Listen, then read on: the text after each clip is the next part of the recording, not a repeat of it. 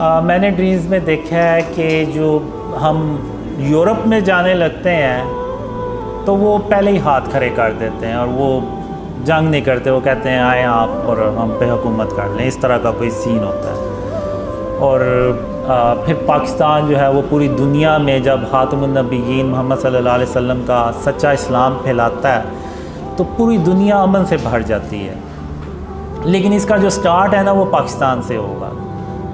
تو اس طرح سے میں نے یہ دیکھا ہے کہ دنیا کیسے امن سے بھرتی ہے۔ پھر اس کے چند سال بعد دجال جو ہے وہ باہر آ جاتا ہے، پھر دجال سے ایک بہت بڑی جنگ ہوتی ہے جس میں تقریباً 2 سے 2.5 ارب لوگ مارے جاتے ہیں، ان میں زیادہ تر تعداد مسلمانوں کی ہوتی ہے۔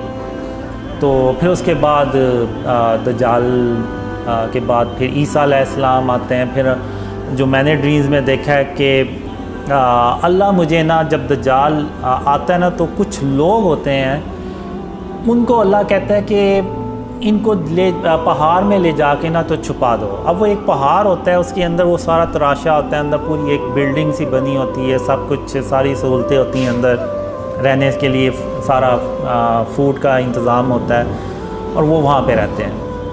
اور میں ان سے کہتا ہوں کہ جب تک میں نہ ہوں آپ لوگوں نے ادھر ہی رہنا ہے۔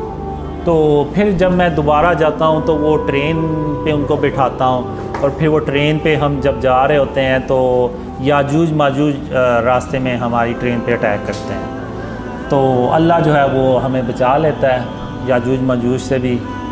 اور پھر ہم عیسیٰ علیہ السلام کے پاس پہنچتے ہیں، اور پھر عیسیٰ علیہ السلام کے ساتھ رہنا شروع ہو جاتے ہیں۔